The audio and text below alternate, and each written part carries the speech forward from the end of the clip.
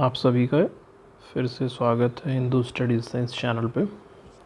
आज हम लोग पेपर 1 के बारे में डिस्कशन करेंगे कि पेपर 1 को कैसे कवर करें। मतलब पेपर 1 में जिस तरह के प्रश्न पूछे जा रहे हैं, हर बार कुछ ना कुछ उसमें मतलब मॉडिफिकेशन आ जा रहा है, कुछ अपग्रेड हो जा रहे हैं क्वेश्चंस, तो आप उसको कैसे हैंडल करें।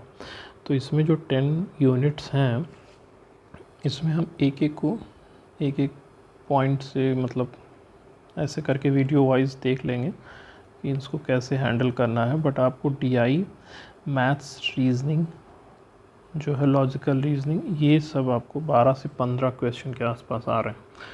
तो मेजर सेक्शन तो यही है, तो आपको ये सही करने होंगे। ज़्यादा से ज़्यादा DI 5 आते हैं, लॉजिकल रीजनिंग और एप्टीट्यूड मिला के आपको 12 से 15 क्वेश्चन आते हैं। उसमें से आपको मिनिमम 10 तो करने ही होंगे। तो आइए पहले टीचिंग एप्टीट्यूड को समझते हैं। देखिए, टीचिंग एप्टीट्यूड में कोई भी एक बुक फॉलो कर लीजिए, KVS मदान, यूथ कंपटीशन या प्लेटफॉर्म, या ऑनलाइन आप यूट्यूब पे भी देख सकते हैं किसी एक की वीडियो। तो इसमें कॉन्सेप्ट समझिए, ऑब्जेक्टिव्स, लेवल ऑफ टीचिंग। तो मतलब ऑब्जेक्टिव में जो है उसमें क्या मतलब कॉन्सेप्ट क्या है, पहले कॉन्सेप्ट देखते हैं कॉन्सेप्ट में क्या है। तो जैसे है कि यह एक प्रक्रिया है, मतलब एक प्रोसेस है टीचिंग, ठीक है, इंटरैक्शन का प्रोसेस है। स्टूडेंट और टीचर के बीच नॉलेज, स्किल और वैल्यूज़ ट्रांसफ़र होते हैं, उसका यह प्रोसेस, मतलब ऐसे कॉन्सेप्ट है। फिर इसके बाद ऑब्जेक्टिव जो है, उद्देश्य, तो इसमें है कि वो स्टूडेंट्स में कुछ चेंजेस देखना चाहता है, लर्नर में, to bring about desirable changes in learners, ठीक है। फिर to develop cognitive, affective and psychomotor skills, मतलब संज्ञानात्मक, भावात्मक और मनोप्रेरक कौशलों का विकास करना इसका उद्देश्य, ठीक है। मतलब चेंज पहला नंबर है, पहला जो मुझे जितना पता है बेसिक, जैसे मैं बता रहा हूँ, आप बुक में देखेंगे तो डिटेल मिलेगा, मैं बेसिक बता रहा हूँ कि ऑब्जेक्टिव में क्या है। तो to bring about desirable changes in learners, फिर to develop cognitive, affective and psychomotor skills. अब आते हैं लेवल्स ऑफ टीचिंग में, memory level, understanding level, reflective level.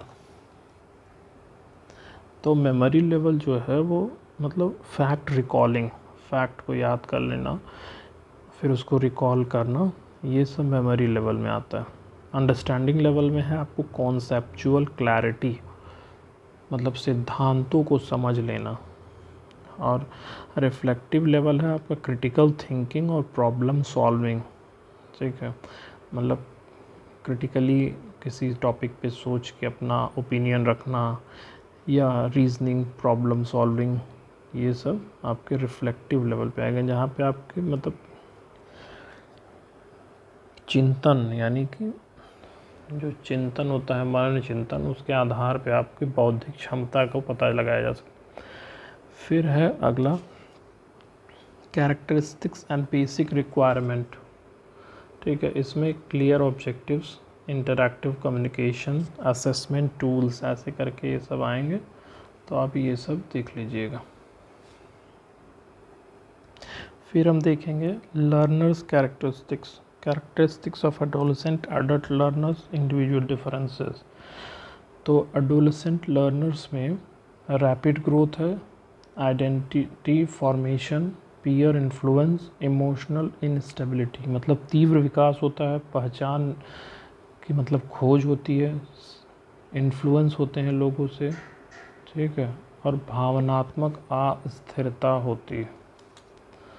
ये सब आपको एडोलेसेंट में देखने को मिलता है।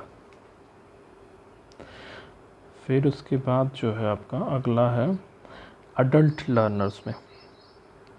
तो एडोलेसेंट और अडल्ट लर्नर में है सेल्फ डायरेक्टेड होते हैं, खुद से आगे बढ़ते हैं, गोल ओरिएंटेड होते हैं, लक्ष्य को निर्धारित करके ही वह स्टेप लेते हैं, और मोटिवेटेड बाय रिलेवेंस, मतलब प्रासंगिकता को समझते हुए वह प्रेरित होते रहते हैं, इन्फ्लुएंस होके नहीं होते। वो एडोलेसेंट में होता है कि कोई कुछ बोला तो वो इन्फ्लुएंस हो गया और बढ़ गया। कोई मोटिवेशनल स्पीकर का वीडियो देखा, किसी ने भड़काया, उसके आधार पे वो एक्शन लेने लगे। ये सब एडोलेसेंट में होता है, लेकिन अडल्ट में, मैच्योरिटी में ये नहीं होता। फिर उसके बाद हम देखेंगे मतलब डायमेंशंस हैं जो academic, social, emotional and cognitive. तो जो डायमेंशन में academic interest, background knowledge, social, मतलब ये सब आप देख लीजिएगा, तो किताब में देखेंगे तभी होगा। फिर इंडिविजुअल डिफरेंसेस होते हैं, जैसे प्रत्येक छात्र योग्यता, गति, पृष्ठभूमि व शैली में भिन्न होता है, तो इसको आप देख लीजिएगा किस प्रकार से भिन्न होता है। फिर तीसरा आता है factors affecting teaching related to teacher, learner, support material, instructions, facilities, learning environment and institution. शिक्षण को प्रभावित करने वाले कारक, शिक्षक, छात्र, सहायक सामग्री, शैक्षणिक सुविधाएं, शिक्षण वातावरण व संस्था।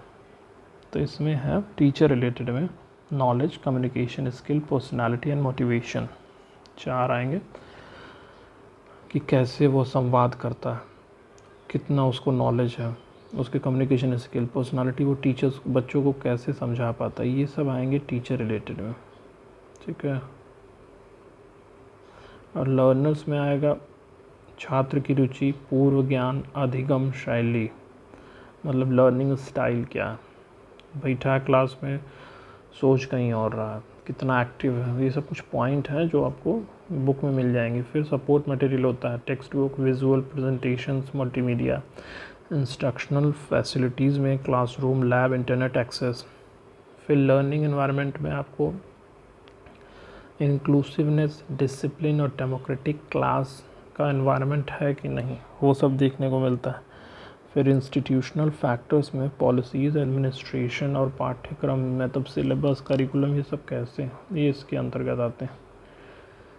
फिर पॉइंट 4 जो है methods of teaching in institution of higher learning, teacher centred versus learner centred methods, offline versus online. फिर इसमें आप लोगों को देखना है मतलब स्वयं प्रभा, ठीक है, मूक और स्वयं, इन सब वेबसाइट्स को विज़िट करिए, गवर्नमेंट की क्या स्कीम है इसको देखिए।